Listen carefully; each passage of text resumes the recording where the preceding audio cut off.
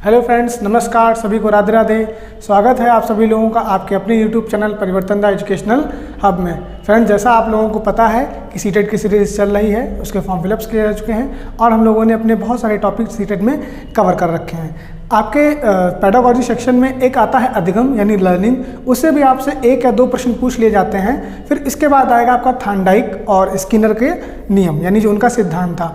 इस वाले वीडियो में हम लोग देखने वाले हैं लर्निंग के बारे में कि लर्निंग होता क्या है, यानी इसको भाषा हम लोग अधिगम कहते हैं, उसके बारे में। फिर हम सीखेंगे कि लर्निंग के कर्व कितने होते हैं यानी वक्र कितने होते हैं। फिर लर्निंग का प्लेटू यानी पठार क्या होता है। इस वीडियो से हम ये सब देखने वाले हैं। अगर आपको वीडियो पसंद आए तो चैनल को बिना सब्सक्राइब किए मत जाइएगा, वीडियो को शेयर कीजिएगा और लाइक करिएगा। तो चलिए शुरू करते हैं, देखते हैं अधिगम के बारे में क्या है। हेडिंग जैसे आपकी पढ़ी है अधिगम या लर्निंग, तो ये होता क्या है कि अधिगम अर्थात सीखना। अधिगम को ही फ्रेंड्स अपनी भाषा में हम लोग सीखना कहते हैं, जबकि मनोविज्ञान की भाषा में इसको हम लोग अधिगम कहते हैं। अधिगम अर्थात सीखना एक जीवन पर्यंत चलने वाली प्रक्रिया है। देखिए, अधिगम यानी सीखना को अगर आप ऐसे सीखेंगे तो जो सीखना है ये आप जिंदगी भर सीखते रहते हो। जैसे आप किसी छोटे से सीखते हो या किसी बड़े से सीखते हो, किसी परिस्थिति से सीखते हो या किसी विषम परिस्थिति से आप सीखते हो, तो आप कहीं ना कहीं कुछ ना कुछ अपने जीवन में सीखते ही रहते हो। इसी को मनोविज्ञान में क्या बोला गया है, अधिगम बोला गया। अर्थात अधिगम जो है एक जीवन पर्यंत चलने वाली प्रक्रिया है। सीखने का मतलब यहाँ से सिर्फ शिक्षा से नहीं, सीखने का मतलब है आपको हर एक तरीके से जहाँ से आप चीज़ें सीख पा रहे हो, तो उसी को बोला गया है अधिगम।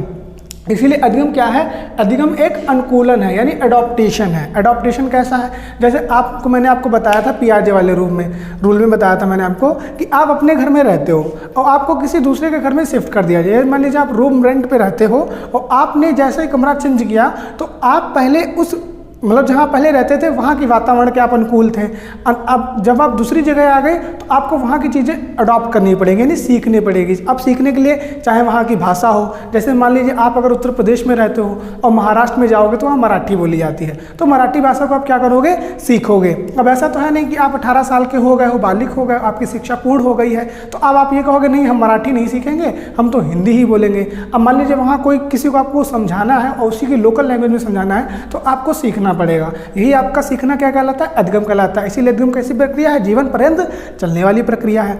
इसीलिए अधिगम को क्या बोला गया है, अनुकूलन बोला गया यानी अडॉप्टेशन बोला गया, यानी आप जहां रहते हो वहां की चीज आपको अडॉप्ट करनी ही पड़ेगी। इसी चीज को हम आगे कनेक्ट कर सकते हैं कि सीखना एक सार्वभौमिक है, यूनिवर्सल है। प्रत्येक आदमी कुछ ना कुछ सीखता है और प्रत्येक स्थिति में सीखता है, चाहे वो स्थिति समान हो चाहे वो असमान हो, हर स्थिति में आपको सीखना ही पड़ता है। इसीलिए आपकी ये क्या है, सार्वभौमिक यानी यूनिवर्सल प्रक्रिया है। अब कहे कोई आदमी कि मैं तो बहुत बुजुर्ग हो चुका हूँ, मैं ये चीज़ सीखना नहीं चाहता हूँ, या मैं चीज़ें करना नहीं चाहता हूँ, तो परिस्थिति या स्थिति उसको ऐसा करने पर मजबूर कर देगी या ऐसी स्थिति में ला छोड़ देगी कि आपको वो चीज़ करनी ही पड़ेगी। तो अधिगम एक सार्वभौमिक है, यूनिवर्सल, इन प्रत्येक व्यक्ति को इस अधिगम की प्रक्रिया से होकर गुजरना ही पड़ेगा। वो बिना गुजरे इस प्रक्रिया से आगे नहीं बढ़ सकता।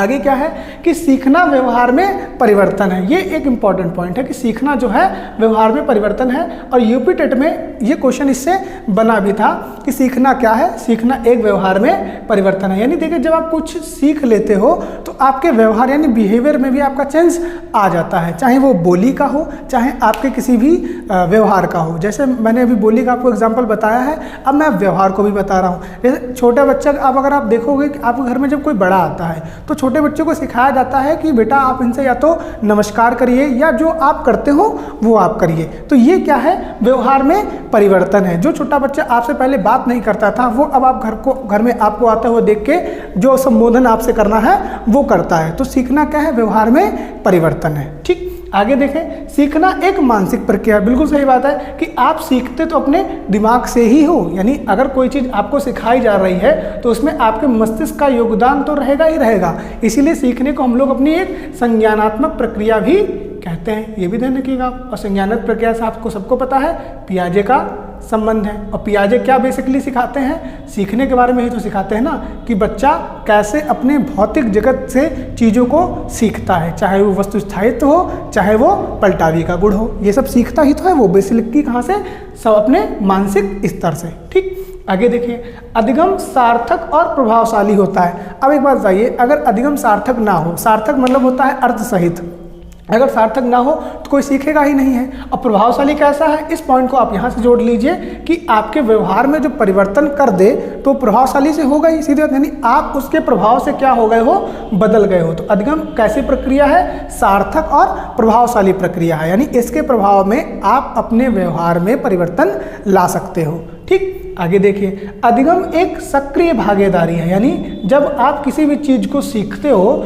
चाहे वो कैरम बोर्ड पे गेम खेलना हो, चाहे आपका मोबाइल के गेम खेलना हो, चाहे आपको कंप्यूटर की जानकारी लेनी हो, कुछ भी आप सीखते हो तो उसमें आपको अपना सक्रिय यानी पूरी तरीके से क्रियाविद रहना पड़ेगा। आप निष्क्रिय होकर वहाँ पे चीज़ें नहीं सीख सकते हो। जैसे आप क्लास में आप पढ़ा रहे हो, मान लीजिए टीचर आगे बढ़ेंगे, भावी शिक्षक हैं आप लोग, जब आगे बढ़ेंगे तो क्लास में आप पढ़ा रहे हो तो आप देखोगे कुछ बच्चों का जो चिंतन है, दिमाग है, वो आपकी क्लास में ना होकर कहीं और है। तो ऐसे दिमाग को हम लोग निष्क्रिय कहेंगे, क्योंकि जो आप उन्हें सिखा रहे हो उसमें वो सक्रिय नहीं है। सिखाने के लिए किसी भी बच्चे को अपने क्लासरूम में यानी अपनी कक्षा में उसको सक्रिय होना ही पड़ेगा। इसीलिए अधिगम एक कैसी प्रक्रिया है, एक सक्रिय प्रक्रिया यानी एक्टिव है आपकी पूरा। ठीक, आगे देखिए क्या है, अधिगम एक सामाजिक प्रक्रिया, बिल्कुल सही बात है, क्योंकि हर चीज़ किताबों से नहीं सीखी जा सकती है। अगर आपको याद हो NEP 2020 यानी न्यू एजुकेशन पॉलिसी 2020 और या आपका RTE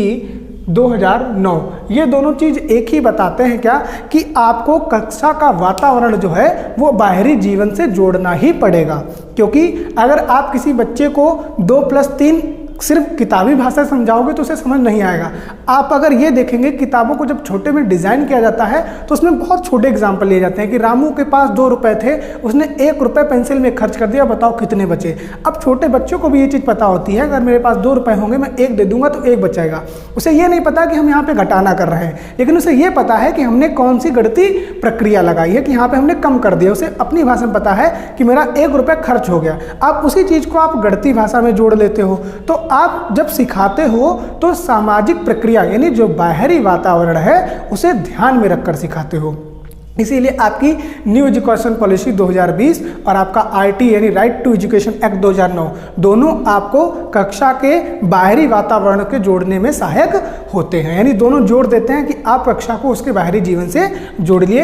इसीलिए जो आपका सीखना है ये कैसी प्रक्रिया है, सामाजिक प्रक्रिया होगी। समझ गए होंगे आप लोग। आगे देखते हैं, अधिगम एक समस्या समाधान प्रक्रिया है। बिल्कुल भैया, क्योंकि क्या होता है कि हमने बताया ना, जैसे बहुत मैथ के ऐसे क्वेश्चन हैं जो हमको नहीं आते हैं, तो हम लोग क्या करते हैं, पहले उन्हें सीखते हैं, उनकी बहुत बार प्रैक्टिस करते हैं, उसके बाद हमारी समस्या का क्या हो जाता है, हल निकल आता है, यानी समाधान हो जाता है। तो अधिगम के माध्यम से हम लोग अपनी समस्या का समाधान यानी हल निकाल सकते हैं। तो अभी तक हम लोगों ने क्या देखा, हमने देखा कि अधिगम अर्थात सीखना, ठीक, एक आपकी जीवन पर्यंत चलने वाली प्रक्रिया है, या प्रभावशाली होती है, सक्रिय होती है और व्यवहार में परिवर्तन करने वाली होती है। अधिगम एक सामाजिक प्रक्रिया है और यह समस्या समाधान प्रक्रिया भी कहलाती है। अधिगम यानी सीखने के लिए आपको अपनी सक्रिय भागीदारी देनी ही पड़ेगी। अब आगे आते हैं, देखते हैं अधिगम के वक्र, यानी कैसे एक व्यक्ति अपने जीवन में, यानी क्योंकि जो ये जीवन पर्यंत चलने वाली प्रक्रिया है, तो कैसे व्यक्ति अपने जीवन में सीखता है। कभी क्या होता है, बहुत जल्दी सीख लेता है, कभी क्या होता है, धीरे सीखता है, कभी कभी ऐसा होता है कि उसके सीखने में ना तो कोई ग्रोथ होती है, ना ही किसी प्रकार का डिक्रीमेंट होता है, यानी ना तो बढ़ रहा होता है ना ही वो कम हो रहा होता है। तो उन्हीं को अधिगम में अलग अलग तरीके से डिफाइन किया गया है, जिन्हें हम लोग कर्व ऑफ लर्निंग यानी अधिगम के वक्र कहते हैं। तो आगे देखते हैं है क्या इसमें अधिगम के वक्र में, कि अधिगम के वक्र 4 प्रकार के होते हैं। बेसिकली इन्हें बांटा गया है इनकी रूपरेखा के आधार से, यानी जब हम देखते हैं कोई व्यक्ति बहुत जल्दी सीखता है, कोई व्यक्ति उसी चीज को बहुत धीरे सीखता है, कोई व्यक्ति सीखी हुई चीज को बहुत ज्यादा दिनों तक धारण कर रखता है, कोई व्यक्ति ऐसा होता है कि सीख तो जल्दी लेता है लेकिन वो ज्यादा देर तक धारण नहीं कर पाता है, कोई व्यक्ति ऐसा होता है कि वो सीख तो रहा होता है लेकिन उसके सीखने में किसी प्रकार की वृद्धि नहीं होती है। तो इन सबको क्या किया गया है, अलग अलग कैटेगरी में डिफाइन कर दिया गया, उसे हम लोग देखते हैं। तो लिखा है यहाँ पे अधिगम के वक्र, अधिगम के 4 वक्र होते हैं, ठीक, बेसिकली जिनमें पहला आता है रेखी, दूसरा होता है उन्नतोदर, फिर होता है नतोदर और फिर होता है मिश्रित। तो पहले हम लोग देखते हैं अपने लिनियर कर्व को यानी रेखी वक्र को। इस वक्र में क्या कहते हैं, इसमें सीखने की गति जो होती है वो एक समान होती है, रेखी है, यानी अगर आप ऐसे चल रहे हो तो आप ऐसे ही एक लाइन में ही आप चलोगे, इसीलिए इस वक्र को कैसा वक्र बोला गया है, लिनियर वक्र बोला गया है। आप इस ग्राफ से समझ सकते हो, ये आपके अभ्यास यानी जो आप पढ़ते हो वो है, और वो सीखने की गति है। आप देख रहे हो वक्र ये चलता ही जा रहा है, यानी समय के साथ आप एक ही स्पीड से मतलब सीख रहे हो। जैसे आप गाड़ी चलाते हो तो आप पूछता ना आदमी कितने में आए हो, तो कहता ना 40 किलोमीटर की स्पीड से आए हैं। तो 40 किलोमीटर की स्पीड उसने क्या रखी, अपनी मेंटेन रखी होगी, तो ना तो उसने ज़्यादा की ना ही उसने कम की। तो इस प्रकार का जो सीखना है, यानी जो एक ही समान चलता रहता है, वो आपका क्या कहलाता है, रेखीय वक्र कहलाता है। इसका सबसे अच्छा एग्जाम्पल है कि कक्षा 2 का बालक कक्षा 2 के ही सवाल लगा लेता है, यानी कक्षा 2 में है तो कक्षा 2 के सवाल वो लगा लेता है। आगे देखिए, अगला आता है आपका उन्नतोदर वक्र यानी एलिवेशन कर्व। इसको एक तरीके से हम लोग अपना उत्तल वाला भी बोल सकते हैं, ठीक, कभी कभी उत्तल भी लिख के दे सकते हैं, ध्यान रखिए आप लोग। अब इसमें क्या है देखिए जरा, यानी कॉन्वेक्स की बात हो रही है। इसमें सीखने की गति प्रारंभ में तो तेज होती है, लेकिन उच्चतम बिंदु पर पहुंचने के बाद धीमी होना शुरू हो जाती है। और ये बेसिकली एक आपका मतलब क्या कह सकते हैं, कारण भी है। जब आप अपने एक पीक पॉइंट पे पहुंच जाते हो तो आप एग्जांपल ले सकते हो विराट कोहली का भी। विराट कोहली जब अपने पीक पॉइंट पे थे तो वहां से वो धीरे धीरे क्या करते हैं, देखिए नीचे गिरना शुरू हो जाता है। तो ये एक तरीके से आप इसको कह सकते हो विराट कोहली का वक्र है। कैसे कि शुरुआत में तो उन्होंने बहुत तेज बैटिंग की, धड़ाधड़ करते हुए 70 सेंचुरी पे 2019 में ही वो पहुंच गए थे। 2008 से करियर शुरू हुआ, 11 साल में उन्होंने 70 सेंचुरी मार दी। लेकिन आप ये देखिए कि पिछले 2 सेंचुरी मारने में उनको लगभग 2.5 साल का समय लग गया। तो क्या हुआ, एक उच्चतम बिंदु पे पहुंचने के बाद उनका ग्राफ धीरे धीरे नीचे आना शुरू कर दिया। आप ऐसे सीख सकते हो कि आपने कोई चीज़ सीखना, जैसे कंप्यूटर था, शुरुआत में आया तो आप उसे बहुत जल्दी सीखने की कोशिश किए और बहुत कुछ सीख गए। फिर क्या हुआ, धीरे धीरे जब आप उस मतलब एक प्रकांड बन गए, एक तरीके के आप सुपरस्टिशियस हो गए, तो वहां से आप धीरे धीरे उस चीज को धीरे करने लगते हो। तो ये एक प्रक्रिया है, मतलब ये कोई वो बैड गुड नहीं है, इसका बैड वर्च्यू नहीं है, ये एक आपका गुड वर्च्यू है। लेकिन उच्चतम बिंदु पहुंचने के बाद क्या होता है, ये प्रक्रिया धीमी हो जाती है। तो क्वेश्चन कैसे बनता है, क्वेश्चन ऐसे बनता है कि एक व्यक्ति शुरुआत में तो बहुत तेजी से किन्हीं चीजों को ग्रहण करता है, लेकिन एक सीमा के बाद वह उन सभी चीजों को धीरे धीरे भूलने लगता है या उनसे उसका मन हटने लगता है। तो बताइए इस प्रकार के सीखने में किस प्रकार का वक्र बनेगा, तो आपका उन्नतोदर या उत्तल एलिवेशन कर्व, ठीक। अब इसमें भी देख सकते हो, ये आपकी गति है सीखने की, ये आपकी प्रैक्टिस है, और आप सीख रहे हो, एक उच्चतम बिंदु पहुंचने के बाद आप धीरे धीरे ढलने लगोगे, ठीक। आगे देखिए, आगे हमारा नतोदर वक्र यानी कॉन्केव लर्निंग कर्व, ये भी इंपॉर्टेंट है, इससे आपका यूपी टेट में क्वेश्चन बना था 2019 वाले में। इसमें क्या कह रहे हैं, इसमें सीखने की गति शुरुआत में तो धीमे परंतु धीरे धीरे बढ़ती है। यानी आप ऐसा समझिए कि कोई बच्चा है, जब उसे पहले ABCD बताएगा, फिर ABCD उसको फॉर्मेशन ऑफ वर्ड बताएगा, वर्ड से सेंटेंस बताएगा, अब वो धीरे धीरे करके पूरा बहुत बड़ा लॉन्ग आंसर लिख पा रहा है। तो ये क्या है कि उसने धीरे धीरे सीखा और एक टाइम आने के बाद वो बहुत ज़्यादा तेज हो गया अपने सीखने में। तो देखिए ये धीरे धीरे समय के साथ सीख रहा है, लेकिन एक बिंदु ऐसे आई जहाँ से उसका ग्राफ धीरे धीरे उठने लगा। अब आप यहाँ पे एग्जाम्पल ले सकते हो महेंद्र सिंह धोनी का। 2004 से महेंद्र सिंह धोनी खेले, लेकिन सीखते वो 2007 तक वो सीख पाए, और फिर वहां से महेंद्र सिंह धोनी सबको पता है क्या उन्होंने किया, कितने सारे मैच जिताए। तो एक धीरे धीरे जो वक्र था वो बढ़ता हुआ चला गया। तो ये एक वक्र आप MS धोनी का एग्जाम्पल ले सकते हो कि पहले तो धीरे थे, लेकिन बाद में समय के साथ जैसे उन्हें अनुभव, ज्ञान और सामाजिक प्रक्रिया के बारे में ज्ञान हुआ, उनके व्यवहार में परिवर्तन हुआ और अचानक उनका ग्राफ ऊपर की ओर बढ़ गया।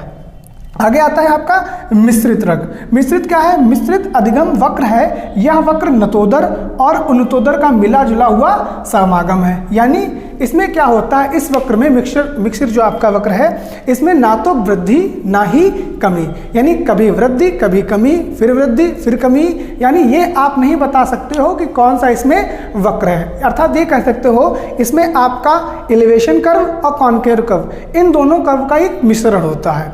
इसमें क्या होता है, देखिए पहले तेज हुई, धीमे हुई, फिर तेज हो गई, फिर धीमे, यानी एक तरीके से क्वेश्चन ऐसे बन सकता है कि उस वक्र का नाम क्या है जिसमें आपके एलिवेशन और कॉन्केव वक्र दोनों शामिल होते हैं। तो आपका हो जाएगा मिश्रित अधिगम वक्र, ठीक। आगे देखते हैं। अभी मैंने आपको बताया था कि एक समय ऐसा भी आता है जब आदमी सीखना छोड़ देता है, ना तो वृद्धि होती है ना ही कमी होती है। तो इस चीज़ को हम लोग अधिगम वक्र नहीं, इस चीज़ को हम लोग फ्रेंड्स अधिगम पठार कहते हैं, यानी प्लेट्यू की संज्ञा देते हैं। लर्निंग प्लेट्यू क्या है? लर्निंग प्लेट्यू में ना तो सीखने में वृद्धि होती है और ना ही आपकी कमी होती है। यानी लर्निंग प्लेट्यू में आप ना तो किसी चीज़ को सीख पा रहे हो, ना ही किसी चीज़ को आप आगे बढ़ा पा रहे हो। एक तरीके से आप स्थिर हो गए हो। इसको हम लोग ऐसे बना सकते हैं इस वक्र को कि ये आपकी हो गई अभ्यास, ये हो गया आपका वो, आपने मतलब कोई चीज़ सीखी, फिर उसके बाद देखिए फ्लैट हो गया। यही फ्लैट एरिया जो है यही आपका पठार कहलाता है। बाकी अगर आप इन वक्रों में देखोगे तो कहीं आपको पठार नहीं मिलेगा देखने को। लेकिन अधिगम पठार यानी प्लेट्यू में क्या होता है कि आप एक बिंदु पे पहुंचने के बाद ना ही किसी चीज़ को सीखते हो और ना ही किसी चीज़ को आगे बढ़ाते हो। तो क्वेश्चन कैसे बनता है कि एक व्यक्ति अपनी कक्षा में ना तो नंबर बढ़ा पा रहा है ना ही नंबर कम ला रहा है, यानी एक जैसे नंबर वो ला रहा है। तो इस चीज़ को हम लोग किसकी संज्ञा देते हैं? तो इस चीज़ को हम लोग संज्ञा देते हैं अपने अधिगम पठार की। अधिगम पठार लगभग आपके रेखीय वक्र जैसा होता है, लेकिन रेखीय वक्र में क्या होता है, समय के साथ आप चलते रहते हो, यानी समय के साथ आपका जुड़ाव लगा रहता है। लेकिन अधिगम पठार में क्या होता है कि एक बार आप रुक गए, फिर रुक ही गए, आप आगे बढ़ ही नहीं पा रहे। मैंने बताया ना तो आप सीख रहे हो ना ही आगे आप बढ़ रहे हो। तो ये आपका क्या कहलाता है? अधिगम पठार कहलाता है। तो ये पूरा वीडियो आपका संबंधित आपके अधिगम यानी लर्निंग से, जिसमें हम लोगों ने देखा अपने अधिगम के बारे में कि लर्निंग क्या होती है, उसको समझा। उसके बाद हम लोगों ने लर्निंग के कर्व यानी अधिगम के वक्र समझे, फिर अधिगम पठार को समझा। अगले वीडियो में हम लोग देखेंगे इसी अधिगम से संबंधित जो व्यवहारवादी हैं, जैसे कि आपके E.L. थॉर्नडाइक हो, चाहे B.F. स्किनर हो और या इयान पी पावलव हो, उनके सिद्धांतों के बारे में हम लोग जानेंगे। आज के लिए इतना ही। सभी को धन्यवाद।